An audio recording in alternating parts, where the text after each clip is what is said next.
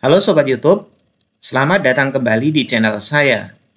Di kesempatan ini, saya akan coba berbagi kepada Sobat sekalian tentunya tentang form sanggah di tahun 2022, khususnya untuk CP3K Kemenak ya.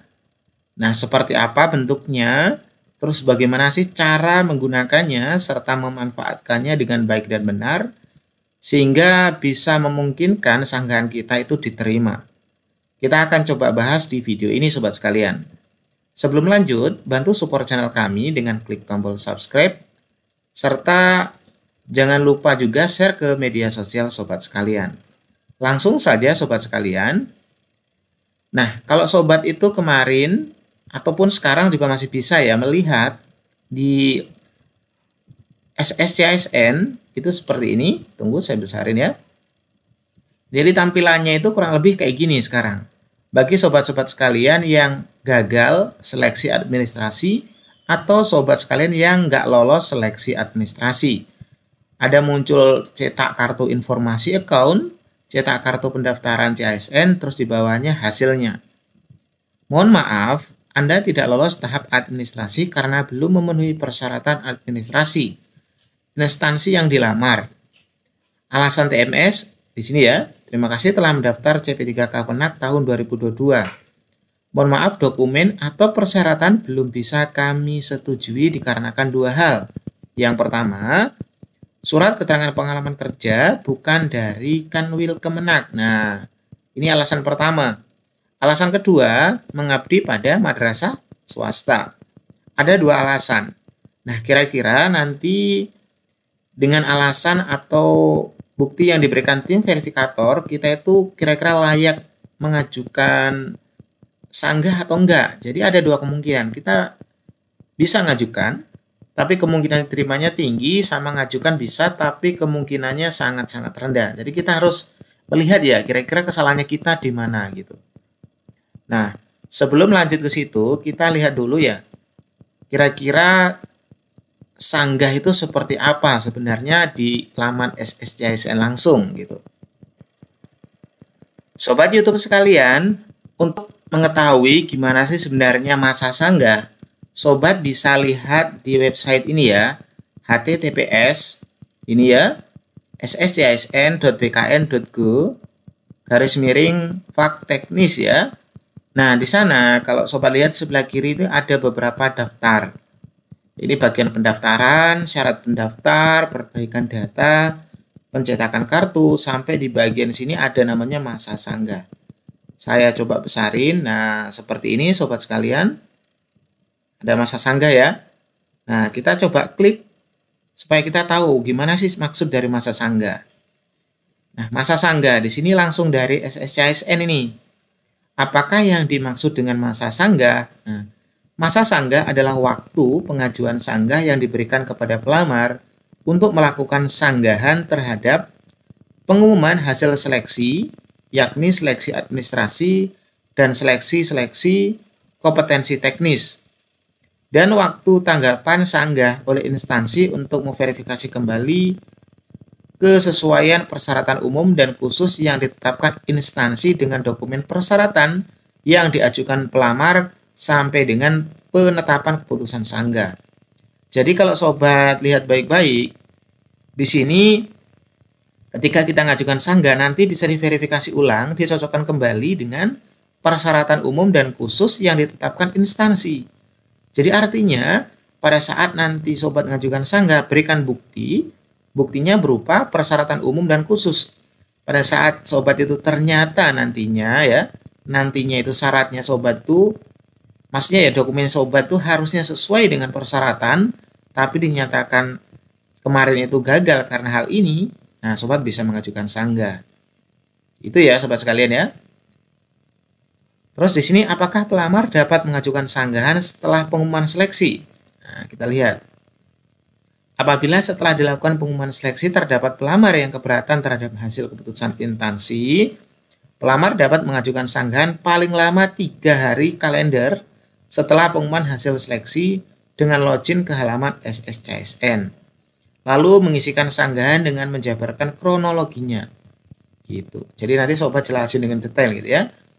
Nah, ini adalah keterangan masa sanggah. Sekarang kita akan coba lihat langsung gimana sih form atau bentuk dari sanggah, terus gimana cara mengisinya ya. Oke, kita kembali ke sini. Di sini lihat, ini setelah ada tulisan mohon maaf tadi ya, ada keterangan bahwa ada dua hal penyebab gagal. Nah, syarat administrasi yang tidak terpenuhi misalnya ini ya. Nah, sekaligus tentang misalin tadi madrasah swasta gitu. Nanti kita bahas sendiri khusus yang madrasah swasta kira-kira mengajukannya gimana. Nah, kita lihat dulu waktunya. Sanggahan dimulai pada tanggal 16.01.2023 sampai dengan 18. Jadi batas terakhirnya tanggal ini, jangan sampai nanti lewat ya sobat sekalian. Jika melewati tanggal, Anda belum mengajukan sanggah, maka dianggap tidak mengajukan sanggah. Berarti sobat itu nanti dianggap menerima menerima hasil ini gitu. Nah, kita coba lihat dengan cara ngeklik ini, warna kuning ini ya. Kita klik satu kali aja, maka akan tampil tampilan kayak gini. Form sanggah ya. Anda tidak lolos. Terima kasih telah mendaftar sebagai CP3K Kemenak tahun ini. Nah, alasannya nggak lolos yang pertama, surat keterangan pengalaman kerja bukan dari Kanwil misalnya ya. Terus kedua, mengabdi pada madrasah swasta. Di sini ada kemungkinan bisa diterima, ada juga kemungkinan sama sekali nggak bisa diterima. Pertama, nomor satu. Alasan nomor satu, surat keterangan pengalaman kerja bukan dari Kanwil Kemenak. Pada saat kita lihat dokumen di sini, ini bisa kita klik ya, kita bisa lihat hasilnya langsung, kita klik kayak gini, nanti muncul ya. Misalnya kayak gitu ya. Kita lihat dalamnya, ternyata itu memang sesuai dengan hasil ini, kita itu ternyata salah ngupload, dan itu benar-benar kesalahannya kita, maka memang auto meskipun kita nanti sanggah, apapun alasan kita nanti akan ditolak. Tapi nggak ada salahnya untuk melakukan sanggah gitu. Yang kedua, ketika di sini keterangannya mengabdi pada madrasah swasta, ini ada kemungkinan bisa disanggah. Kenapa? Karena memang dalam juknis madrasah swasta itu ada di poin 3. Jadi nggak bisa dijadikan alasan untuk gagal harusnya. Jadi alasan gagalnya bukan mengabdi pada madrasah swasta harusnya. Harusnya kesalahan ketika milih formasi mungkin. Nah, padahal yang ini akun ini ya ibaratnya gitu ya. Ini adalah THK2. Harusnya THK2 itu ada spesialisasi misalnya gitu. Nanti jelasin aja di dalamnya. Tapi intinya ya masing-masing ada poin bisa diterima, bisa juga ditolak. Lihat memang ya kesalahannya itu kira-kira kesalahannya kita sendiri ataupun kesalahan dari orang lain. Misalnya kesalahan sistem gitu ya. Kalau memang kesalahan kita sendiri ya auto sadar diri sobat ya. Kalau kesalahan sistem mungkin masih bisa. Nah, caranya gimana?